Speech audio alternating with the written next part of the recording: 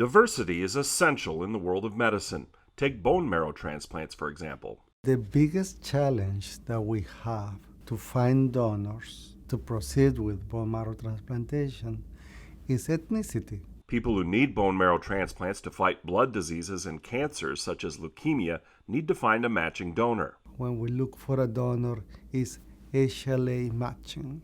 HLA stands for human leukocyte antigens, which essentially are just markers in the surface of the cell. Siblings and parents are sometimes matches. Otherwise, a match may be found in the National Bone Marrow Donation Registry. If I have a patient that belongs to an ethnic minority, I will only find a donor in the registry in about 20 to 25% of the time. Dr. Ayala encourages people of all races to consider being a life-saving bone marrow transplant donor.